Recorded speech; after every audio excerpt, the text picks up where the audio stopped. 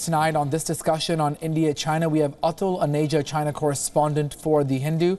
Atul, good evening. Thanks for joining us. How realistic is it that the two countries could go to war? I mean, what could happen with regards to the Doklam standoff?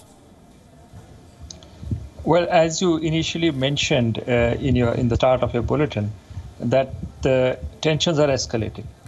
I think that's a very fair and a correct observation. And there are several factors why it has been doing so.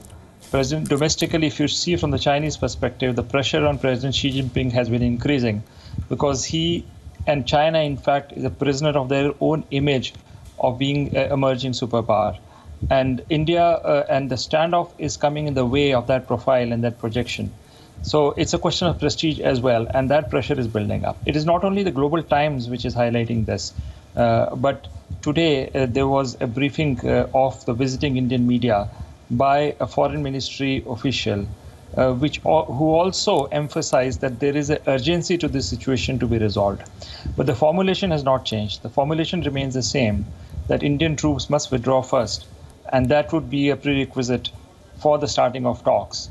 But the message of the urgency is relentless, and it is not coming just from the media like the Global Times, but we can see it coming right from President Xi Jinping's own address during the 90th anniversary of the PLA, and that has been followed up by statements from the Foreign Ministry, a 15-page note, and then you have the Defense Ministry statement, and today the Foreign Ministry stressing it. So it is coming from all quarters that this issue is coming to a head. In a way, that seems to be the message coming out from Beijing. Well, also, let me know, with regards to that, how serious do you think India will take this threat from the Global Times? I mean, do we think that perhaps India could change stance at all, or is it really an empty threat that India may just shrug off and ignore? No, I don't see Global Times necessarily. I mean, that is all a part of the Psy war which is going on. And Global Times is circulated more in India in terms of its following on the web rather than it is in China. So clearly, the idea is to send a certain message to the Indian population. The very fact that we are discussing Global Times is really what they want. They want this message to go across to India. But New Delhi is bound, and I think should take the statements which are coming out from the official side very seriously. If you recall, former National Security Advisor Shiv Shankar Menon, in an interview to The Hindu, had mentioned very clearly that listen to what the Chinese official media, especially the spokesperson of the Foreign Ministry, is saying, and that we should look at things not from any other perspective, but from a bilateral perspective. You have to get out of this situation. It has to be direct talks between India and China. But having said that, I was looking for some kind of flexibility, at least in the public domain, right, from the Chinese side. But that has not come. It is a reiteration and a greater emphasis to their position of vacation of Indian troops. And I don't think India can domestically sell that idea. And I personally don't think it should, because there has to be something bilateral going on, because the original violation of the status quo by building the road came from China.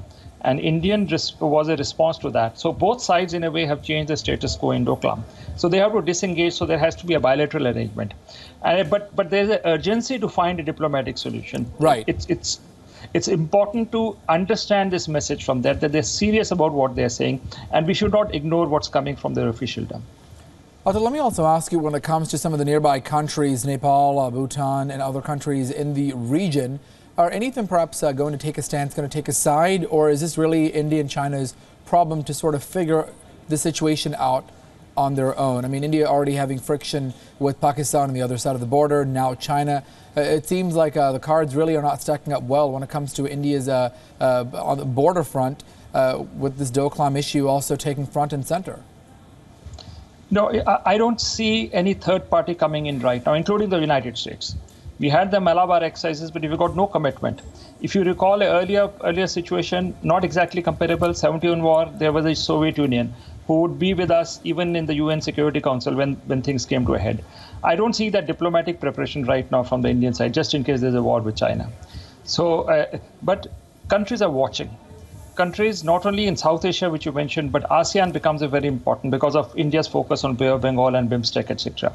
So if India continues to stand up to China here, it is sending a certain message to the Southeast Asian countries who are looking for another power to come into the region as the US withdraws under Trump and becomes more domestically oriented. And Chinese know it.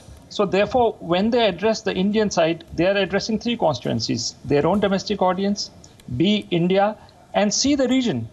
Because after what's happened in the region in South China Sea, they don't want a message which, according to them, would be a negative message for China to go across the region into Southeast Asia as well. So therefore, the stakes are very, very high. And this is adding to the pressure on Xi Jinping to play the strongman, because that's the image trap that this country has fallen into. And lastly, at this point, Atul, where do we see all of this sort of unfolding? What's sort of next for both India and China when it comes to the standoff? How long, do we have, any kind of indication or idea how long this will stand out? And how is this being played out in the Chinese media over there? No, Chinese media, as I said, is talking in unison. Even there are the moderate media, which is on, the bloggers, etc., or the business lobby, which does not want a conflict, is now talking a different language, not in terms of essential substance, but that there are still chances to avoid a war. I mean, you are sort of accepting a kind of, as if there's an inevitability building up, which is a shift from what it was last week. So it is playing out in the domestic media in the way the Chinese want it to be played out. That is, their message is going across. And I don't see a counter-narrative building momentum out here right now. Something has to happen. We had Doval's visit, NSA's visit here. We are going to have the Xiamen summit, which is going to be in early September. But August now, from now onwards to the end of this month, or maybe as the weeks pass, is the very, very crucial phase we have entered into. And that's where some kind of a diplomatic initiative, whether it is behind the scenes or overtly, I think is very necessary. You talk about mediation at this time. I don't see anybody. But could we look at the Russians doing the quiet job for us in case bilateral things are going wrong? I don't know. But the situation is ripe for some kind of an extraordinary step diplomatically, which is required to sort of ease this narrative, and which is not what the Chinese want and which won't be just what the Indians want. Where is the face-saving formula? We're still searching for it. All right, Atul Aneja joining us from Beijing on the India-China standoff in Doklam. Thank you so much for your inputs.